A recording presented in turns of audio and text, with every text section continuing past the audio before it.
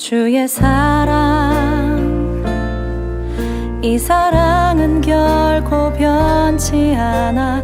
모든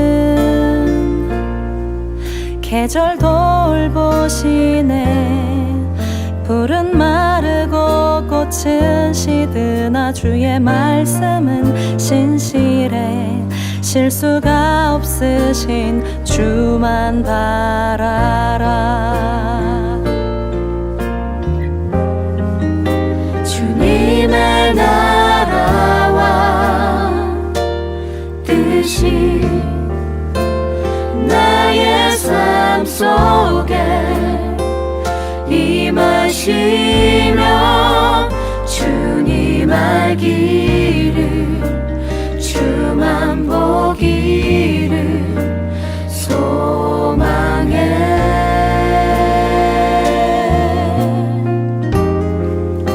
거룩히 살아가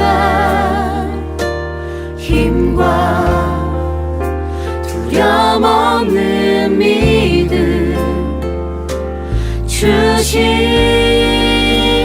나의 하나님, 완전한 사랑 찬양해.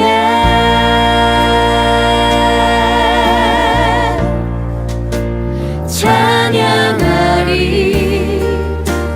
만군의 주 영원히 함께 하시네. 존귀하신 사랑의 왕 영원히 통치하시네.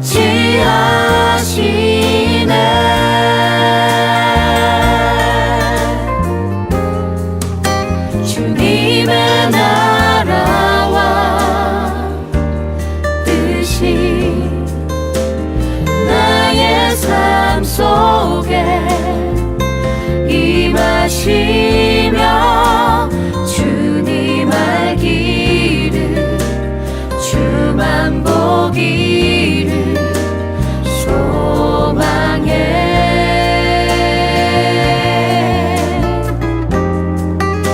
거룩히 살아가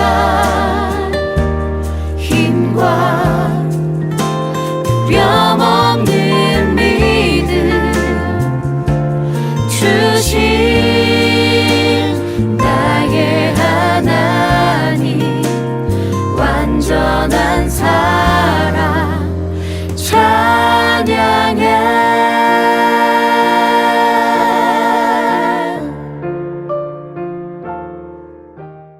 언제나 우리를 위로하시는 하나님, 감사합니다.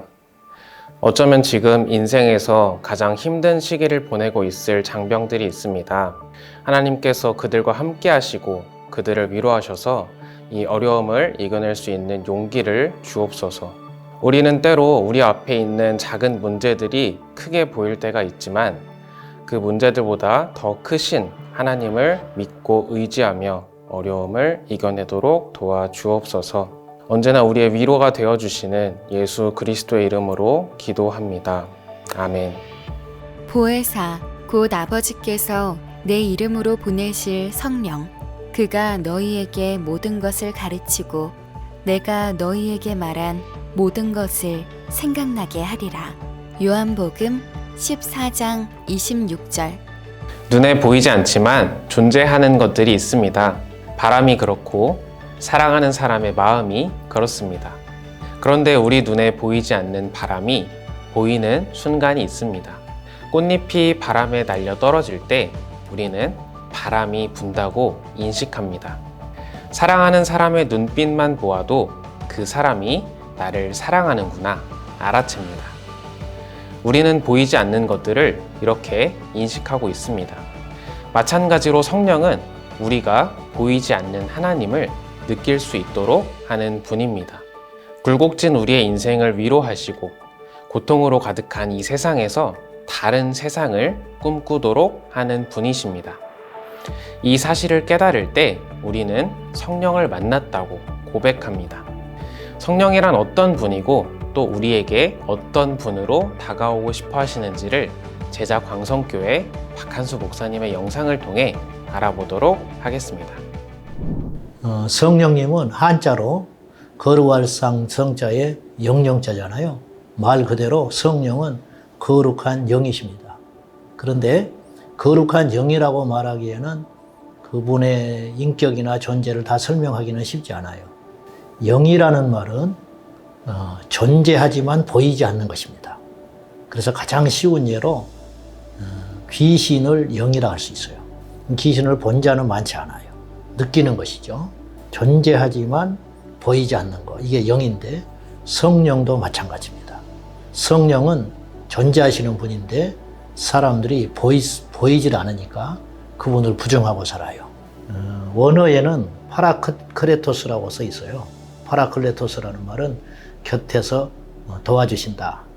성경에 보면은 성령님을 예수님께서 또 다른 보혜사라고 정의를 내리셨어요. 여기서 보혜사라는 말은 쉽게 말하면 오늘날 표현으로 변호사라 그렇게 표현하면 쉬워요. 나를 대신해서 옆에서 대변해주고 나의 어려움을 도와주시는 분. 예수님이 지금까지 제자들에게, 사람들에게 보혜사로서의 역할을 했다. 나와 동일한 분이, 보혜사가 와서 내 역할을 하게 될 것이다. 이분이 성령이십니다. 우리 가운데 하나님이 영으로 오셨다. 그분이 성령이시다. 예수님은 이 땅에 육체를 입고 하나님이 오신 사건입니다. 이것을 성육신이라고 하잖아요. 거룩한 육신이 되신 것인데 하나님께서 우리 가운데 영으로 오신 분이 성령이시다. 이제 그렇게 정의를 하면 되겠고, 예수님께서 공생의 기간 동안에 제자들에게 성령에 대해서 이렇게 표현을 하셨습니다. 내가 너희를 떠나는 것이 더 나은데 내가 가고 나면 또 다른 보혜사가 너희에게 오실 것이다. 이렇게 예언을 하셨어요. 거기서 또 다른 보혜사가 성령을 의미합니다. 예수님께서 제자들과 함께 있을 때에 당신 스스로 보혜사 역할을 하시면서 너희를 도와주고 함께 했는데 이제 그 역할을 성령께서 오셔서 하게 될 것이다. 이렇게 말씀을 하셨습니다. 그러니까 성령을 하나님께 속한 어떤 영이고 어떤 도구 정도로 생각할 수 있는데 그건 큰 오해고요. 성령님이 곧 하나님이십니다. 예수님이 이 땅에 오셔서 무슨 일 하셨죠? 말씀을 가르쳐 주셨잖아요. 그래서 깨닫게 하셨고, 성령님이 지금도 교회나 전도자들을 통해서 말씀을 주심으로 사람들에게 하나님을 증거하고 계시고요. 또 예수님이 병 고치셨죠? 성령님이 지금 교회 안에 오셔서 사람들을 통해서 병을 고치고 계세요. 또 예수님이 오셔서 예수님을 구주로 믿게 하셨잖아요. 성령님이 그 일을 하고 계셔요. 그래서 성경에 이른바 이런 말씀이 있습니다. 누구든지 성령이 아니시고는 예수를 주로 시인할 수 없느니라. 2000년 전에 십자가에서 달리신 예수님을 본 적도 없고 만난 적도 없는데 그분을 믿게 되는 사건이 어떤 사람들의 말을 통해서 설득당한 게 아니고 우연한 기회에 그런 일이 생긴 게 아니고 성령님께서 오셔서 믿게 하신 거예요. 성령의 이름이 또 다른 이름이 하나 있는데 예수님께서 이렇게 말하셨어요. 저는 진리의 영이다. 그렇게 하셨어요. 진리의 영이라는 말은 진리를 가르치시는 영이시라는 뜻인데 성령이 우리 안에 오셨기 때문에 성경 말씀이 믿어지게 되는 거예요. 아무리 많은 공부를 한 학자라도 성령이 역할을 하지 않으시면 성경은 글에 불과한 거예요. 이 쓰여진 글이 믿어지게 되는 것이 성령이 하시는 일이고, 지금 돌아가셨지만은 한동대 김영길 총장님이라는 분이 계셨습니다. 그분이 원래 미국에서 물리학도였습니다. 그런데 결혼을 하기 위해서 어쩔 수 없이 이 교회를 다니는 척 해야 했어요. 근데 부인 되는 사모님하고 교회를 갔다 오면 계속 싸웠다고 그래요.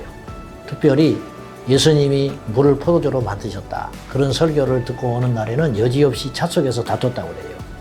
본인이 물리학자인데 말도 안 되는 허무맹랑한 일을 성경에 쓰여 있고 그걸 믿으라고 강요하는 듯 싶어서 이분은 도저히 그 성경을 믿을 수 없었다고 그래요. 그런데 어느 날 이분이 성경을 억지로 읽다가 창세기 1장 1절 말씀이 눈에 들어왔어요. 태초에 하나님이 천지를 창조하시니라. 근데 그 말씀이 믿어지더랍니다. 어느 날 눈물이 흘려지면서 그 자리에서 이분이 무릎을 꿇고 깨져버렸어요.